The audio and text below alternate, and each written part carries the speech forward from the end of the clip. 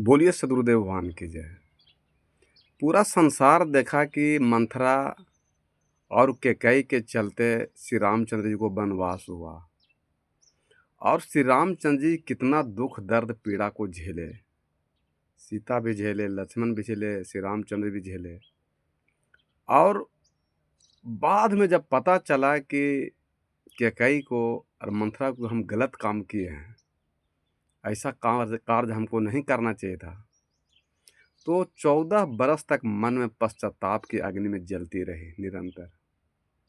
जब श्री रामचंद्र जी रावण को मार दिए, वनवास पूरा हुआ और जब अयोध्या आए तो राजा बने तो सबको कपड़ा दे करके सम्मान किए श्री रामचंद्र जी और सीता।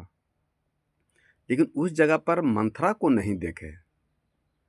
तो कौशल्या माता से पूछिन श्री रामचंद्र की माते, मंथरा माता नजर नहीं आ रहे हैं। तो 14 बरस से अपने कक्ष से बाहर नहीं निकले और वह मन में पश्चाताप कर रहे हैं और दुख भोग रहे हैं। तो राम और लक्ष्मण और सीता कहें कि चलो हम लोग मंथरा मैया के पास।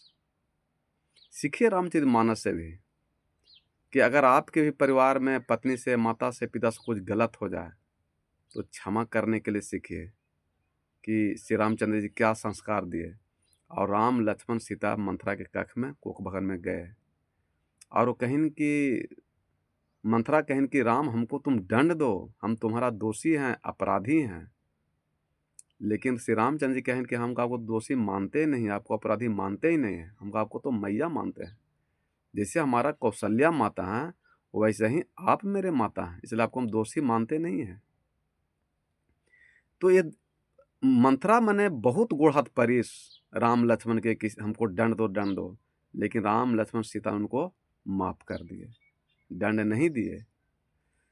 तो अगर मंथरा चाहे कैकेयी मन में पश्चाताप नहीं करते तो श्री रामचंद्र जी परमात्मा ईश्वर उसको माफ नहीं करते।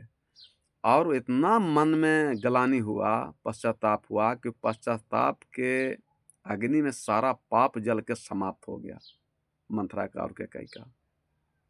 तो श्री रामचंद्र को सीने से लगाए, लक्ष्मण भी सीने से लगाए, सीता जी भी गोड़ लगे, उनको भी सीने से लगाए।